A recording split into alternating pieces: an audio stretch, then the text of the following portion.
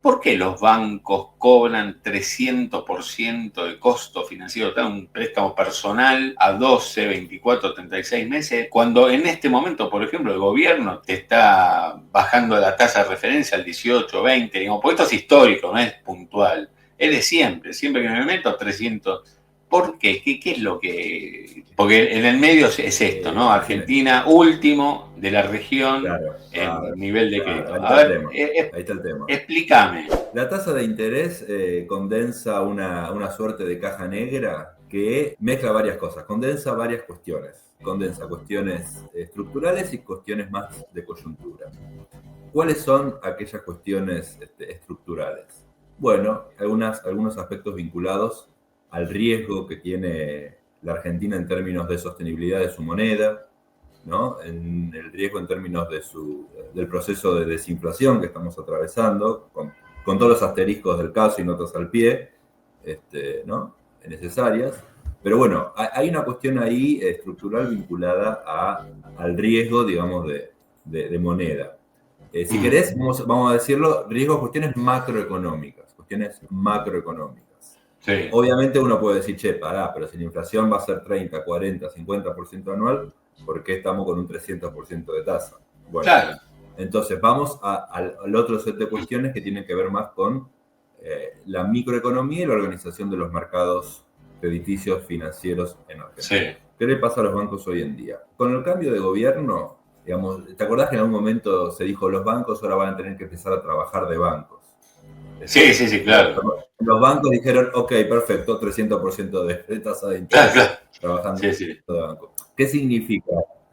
¿Qué significa eso? En primer lugar, durante 20 años, más o menos, ¿sí? 2 décadas, desde la crisis del 2001, los bancos tenían una suerte de activo seguro en las letras del Banco Central, ¿no? Las LELIC, NOVAC, LEVAC, bueno, Sí. adoptaron varias denominaciones, todos pasivos remunerados del Banco Central, como una forma de manejar la liquidez del mercado, ¿no? Claro. Con sus tremendos errores, por ejemplo, que en el 2016-2017, cuando Sturzenegger era presidente del Banco Central, permitió que cualquier ser humano, digamos, que habitaba esta tierra, no solo argentinos, podían comprarle leaks. Entonces se disparó la cantidad de personas comprando leaks, un instrumento que tendría que haber sido controlado, regulado y exclusivamente para entidades bancarias. Digamos. Acá Claro, se claro. popularizó. Bueno, entonces, a partir del cambio de gobierno, esta gestión con la intención del saneamiento de las cuentas del Banco Central, la hoja de balance del Banco Central, eliminó gradualmente esos pasivos remunerados, toda la bola del ELIC, digamos, y se Sí. la transfirió al Tesoro Nacional. Es decir, pasó del Banco Central, ¿quién era el deudor? Pasó del Banco Central al Ministerio de Economía, vamos a decirlo así. Entonces Sí. los bancos estaban contentos, digamos, comprando esas letras de liquidez del Banco Central que tenían riesgo de default cero y durante estos 20 años otorgaron casi siempre, salvo contadas ocasiones, un rendimiento, una tasa de interés superior a la inflación, los bancos estaban tranquilos. Dicen, ¿para qué voy a prestar plata a alguien que no le tengo que hacer una evaluación de su riesgo crediticio? ¿Me la va a devolver? ¿No me la va a devolver? Le voy a tener que empezar a perseguirlo cuando me pague. Si puedo poner la plata, los bancos, ¿no? Puedo poner mi plata en un activo libre de riesgo que me rinde una tasa de interés Sí. superior a la tasa de inflación. Así fue, a grandes rasgos, muy grandes rasgos, el comportamiento de las carteras bancarias. Eso desaparece cuando asume Milei, gradualmente, no de un día para el otro. Entonces los bancos hoy se encuentran en una situación en donde sus activos están puestos en letras del Tesoro, letras del Gobierno Nacional, que tienen algún riesgo, digamos. ¿Por qué el Banco Central no tenía riesgo? ¿Por qué la moneda del Banco Central no tenía riesgo? Porque el Banco Central, ¿cómo podía hacer frente a esos? ¿Y cómo hacía frente a esos pagos de intereses? Emitiendo. Al tener Claro. la potestad de emitir moneda, nunca iba a entrar en default. Ahora, digamos, con los riesgos o con las cuestiones, mejor dicho, que eso también implica, digamos, no es gratis esa emisión. Pero los bancos seguían, digamos, con apetito de esos títulos. Cuando esas letras pasan en cabeza, no es que se elimina la deuda, no es que el Banco Central paga su deuda. Se hace un canje y esa deuda pasa a estar en cabeza del Estado Nacional, en cabeza del Ministerio de Economía. Ahí ya aparece un riesgo. Un riesgo de default. El Ministerio de Economía no tiene la potestad de emitir dinero. Solo puede pagar o con impuestos de la recaudación o canjeando, roloveando, refinanciando esa deuda. Esas son las dos opciones para pagar. Entonces, ahí ya aparece un riesgo soberano. Entonces los bancos dicen, bueno, acá paso de un activo que casi era libre de riesgo a un activo que tiene riesgo. Claro. Entonces, parte de las grandes ganancias financieras que tuvieron los bancos en estos 20 años desaparecen, digamos. Porque si uno veía el activo de un banco, ¿qué tenía? La mitad lo tenía prestado al sector privado y la otra mitad lo tenía al Banco Central. Al sector público. Claro, al Banco Central. Y hago una nota al pie por algo que leí en Twitter el otro día que merece una reflexión. Porque decían, bueno, me desvío un segundito, pero me parece importante la votación. Claro, si me permitís. Leí muchos economistas en Twitter que decían, bueno, este comportamiento de que el Banco Central, que los bancos compren tanta deuda del Banco Central, iba en contra de la inversión, porque un efecto crowding out se conoce en economía, es de desplazamiento, en donde si el Estado toma mucho préstamos de los bancos tienen menos fondos para destinar a la inversión, al crédito del sector privado, ¿no? Entonces, ahora como se invirtió esa relación y los bancos ahora vuelven a prestarle más al sector privado que al sector público, decían, bueno, ahora desaparece esa anomalía, desaparece ese comportamiento. Lo cierto es que hace 20 años que la tasa de inversión en términos del PIB no crece, está clavada en 20%. Más o menos 2, si querés, porque oscila, pero entonces ahí hay que repensar la idea de tasa de interés, la idea del financiamiento bancario como driver o como impulsor de la inversión, porque me parece que hay un círculo que no está cerrado, digamos. No importa si le prestas al privado o al público, la tasa de inversión quedó fija durante 20 años. ¿No? Sí. Lo digo porque vi comentarios en Twitter al respecto. Cierro paréntesis. Vuelvo al tema. Los bancos perdieron esta posibilidad de prestarle al Banco Central de forma segura y con rendimiento asegurado, le prestan al Ministerio de Economía con un riesgo soberano, le empezaron a prestar más al sector privado con los riesgos que eso atañe. Ahora, y de hecho la morosidad, exacto, sí. A ver. Ahí va. ¿Qué pasó? Los bancos, todos los bancos, ¿qué pasó en los últimos tiempos? Empezó a haber muchas, y un poquito antes, previo al cambio de gobierno, hubo muchas promociones, hubo muchas condiciones ventajosas para los clientes que sacaron muchos préstamos. Que parte de eso estamos viendo que no se están pudiendo pagar. Lo que pasó previo al cambio de gobierno y sobre todo a partir del cambio de gobierno, en donde son conocidas las estadísticas de sectores de clase media y para abajo y un poquito para arriba también, de que empiezan a endeudarse para los gastos corrientes, para ir al supermercado, para ir al almacén, digamos, los supermercados orientales que jamás habían visto una tarjeta de crédito en su vida, ahora todos aceptan. ¿No? Entonces, ahí hay una cuestión vinculada a lo micro, al comportamiento del mercado de deuda, ¿no? Deuda privada. Como hoy las familias están llegando a fin de mes endeudándose en un contexto en donde, si tomamos indicadores del salario en términos reales, ¿no? Desde el noviembre del 23 para tomar no han recuperado. Aún el salario registrado privado, el salario registrado del sector privado que viene INDEC, si uno lo compara con la inflación, estamos en niveles casi similares, pero o sea que acá hay dos cosas. Una, para tomar en cuenta, es y los bancos dejaron de prestarle, de tener ganancia asegurada con el Banco Central, entonces ahora ante lo que ellos consideran un mayor riesgo, porque le prestan al Tesoro, a la economía, al gobierno y no al Banco Central, es un mayor riesgo. Y número dos, el salto en la morosidad hace que el costo de los créditos, en vez de bajar, porque la inflación es un poco más baja, porque la tasa de interés es más baja ahora en estas semanas, bueno, se mantienen en el 300%. Ahora acá te hacen, digamos, son esos dos pilares, digamos, ¿no? Mi pregunta es, dice Ovidio, ¿cuándo los intereses de los créditos se van a adaptar a la realidad? No pueden ser que estén en el 150%, nosotros estamos hablando del costo financiero total 300%, cuando la inflación va a rondar el 30%, es un robo. Otros hablan directamente de usura de parte de los bancos, porque las tasas, ¿por qué las tasas son tan usureras? Dice Fernando. Está bien déjame complementar y responder a esas preguntas de Ovidio y Fernando. Sí. Y esto también tiene que ver con la microeconomía y la organización del negocio bancario. A ver.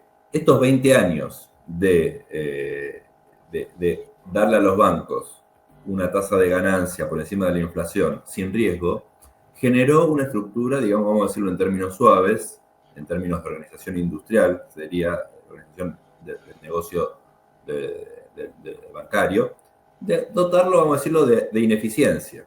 Los bancos tienen un nivel de ineficiencia. ¿En qué se manifiesta eso? Primero, en el tamaño, en la cantidad, digamos, a ver, digamos, ¿cómo puedo explicarlo? Los bancos, digo, y aclaro algo, ¿no? La competencia, digo, se mete, para hablar de esta ineficiencia, entre comillas, ineficiencia, digo, ¿no? Para entender el concepto, tenemos que mencionar el ingreso de las billeteras virtuales y la fintech como grandes competidores. Ajá. Entonces, ¿en qué reside la ineficiencia? Fintech, competidores y billeteras virtuales no bancarias no tienen sucursales, están completamente digitalizadas, tienen 1/10 o menos de la cantidad de empleados bancarios, de empleados que tiene un banco. Entonces, le nació esa competencia. Hoy prácticamente toda la población argentina tiene o una cuenta bancaria o una cuenta en una billetera virtual. 100%. Después la usa más, la usa menos. Entonces, pero esa competencia no está generando una baja en los costos. ¿O vos pensás que la va a generar? No la va a generar. Lo que hace es que los bancos tengan que sostener una estructura muy grande, por eso yo digo ineficiente, pero es una estructura muy grande de sucursales, empleados, bueno, toda la parafernalia que implica... O sea, pierden negocio a mano de los fintech, entonces tienen que mantener su status quo, digamos, sus balances, cobrándole más caro. Tienen que sostener sus costos, tienen que sostener sus costos, que, digamos, son digamos, bueno, serán elevados, o sea, más o menos elevados. Sí. Entonces, están en esa. Claro. Pero ¿cómo imaginás vos que puede resolverse este intríngulis chingulis? No, de eso, porque por otro lado es totalmente disruptivo que un crédito tenga semejante costo con una inflación que al contrario de lo que se podía percibir hace 2 meses, y acá nadie está viendo, mira, me parece, Claudio, esto lo venimos diciendo hace un tiempo con la consultora. Primero, tiene que pasar 2 cosas, nos parece. Primero, a ver, me sale la palabra regular tema fintech. Si vos te fijas, la mora en la fintech es muchísimo mayor al sistema bancario. Ya lo vimos, 16, es 16, sí, 16%, no solamente en la fintech, sino la cooperativa, las cadenas comerciales, da 16,2% la mora ahí. Sí, contra... todo lo que no es banco, sistema financiero no bancario, ahí, digamos, no puede ser que con un clic, o bueno, o sí puede ser, pero digo, hay que controlarlo mejor, que con un clic vos ya te endeudaste, ¿no? Ahí parte del riesgo, del desconocimiento del cliente, se refleja también en esa tasa de interés. Desconocimiento a medias, porque las fintechs tienen buenos sistemas de información en donde, por los consumos, por la actividad, por dónde se mueve el cliente, ¿no? Digamos, al tenerlo en el celular, lo puede rastrear con el GPS, y no estoy diciendo nada del otro mundo, digamos, cosas que ocurren, Sí, saben más o menos cómo se mueven sus clientes. Entonces, en base a eso, sacan un perfil y dicen, bueno, vos que tenés este nivel de consumo, si te mueves por estos lados, podés sacar este préstamo, claro. digamos, hasta tanto monto, me refiero, ¿no? A esta tasa. Entonces, por un lado, hay que ver Sí, ese algoritmo y ver que no viva, digamos, endeudando a las personas. Eh, y en segundo lugar, me parece que el sistema bancario tradicional como lo conocemos está experimentando o va a tener que experimentar una metamorfosis, mm, digamos, considerable, porque tiene un pe- sistema digamos, me parece que quedan en desventaja contra estos nuevos bichos que son la fintech. Nuevos ya no son tan nuevos tampoco. claro, sí, sí, sí. Lo que Entonces, pasa es que, a ver, te como pregunto los ahí, bancos sí. No, el digo, desafío lo de los que bancos antes, tradicionales sí, sí, ante la aparición de la fintech. sí, sí, pero por eso, pero lo que hoy son las fintech, ¿no? Que vos decís, bueno, le compiten a los bancos con menor estructura y prestándole, digamos, sin medir el riesgo, digamos, y bueno, yo te presto y te presto tan caro que no importa, después si no me pagás, pero yo por eso te presto tan caro. Digo, por eso es lo que antes veíamos con la financiera, digamos, con, no sé, digo algunos nombres propios, viste, pago efectivo sí, guita fácil, le digo, cada uno se ponía un nombre de fantasía y esas financieras te solían prestar a muy caro, pero ya existían, digamos. Hoy las fintech tal vez, digamos, reemplacen a eso y además tienes otra cuestión, que los bancos tienen un menor conjunto de clientes y porque si cada vez hay más o informalidad o monotributistas. Entonces, pero ¿cómo haces vos como Estado para asegurar de que el crédito sea más También. barato? Porque esa es la cuestión. Vos como Estado, digo, no porque el Estado sí, el Estado no. Dentro de la lógica de un gobierno, el anterior, el que venga, que va a querer que no pase esto que estamos viendo en Argentina, la cola del crédito para que la gente pueda justamente apalancar sus consumos racionales, no para, como pasa en Tal todos cual, los tal demás cual. No, países no, no, menos no. acá. Totalmente, digamos, digamos, los requisitos, por eso digo, hablaba de la metamorfosis que tienen que Claro, empezar a sufrir los está bancos, y bien. que van a sufrir indefectiblemente, porque se les cae su principal, digamos, por lo menos en lo que se refiere al crédito personal, no al crédito, digamos, de empresas, se cae el sector registrado. Se cae el sector Claro, registrado, claro. el que supuestamente es el más seguro para aportarle.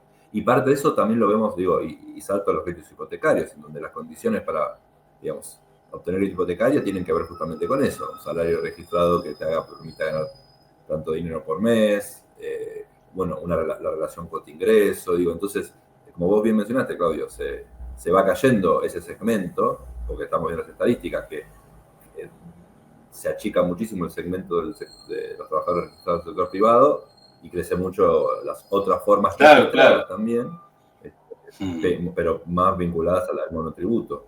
Y bueno, y ni hablar de todos los trabajos informales, ¿no? Que directamente esos están excluidos del sector bancario tradicional y tienen que ir a la fintech, a las letras virtuales no reguladas, o Claro, menos claro, claro. reguladas, vamos a decirlo que lo más. Sí, sí, sí. Entonces, bueno, digo, ahí hay un problema, digamos que, por eso digo, caja negra, la caja negra que es la tasa de interés. Eh, Claro, claro. y de alguna manera todo está subsumido en ese, comillas, precio. Sí, Todo está sí, sí, sí, subsumido y sí, sí. bueno, obviamente después el mercado y la competencia, pero no es, vos bien planteaste, bueno, pero si aparece en la fintech debería haber una competencia y bajar, entre comillas, el precio que es la tasa Claro. de interés. Y eso no está ocurriendo. Y Por no. eso, insisto, todos estos componentes, estos condimentos que hacen que, bueno, y también, digamos, ¿no? Está bueno esta cuestión en algunos momentos donde están santificando las leyes del mercado. Vos bien planteaste, mira, viene un nuevo bicho gigantesco como son las fintech y los precios no bajan, suben.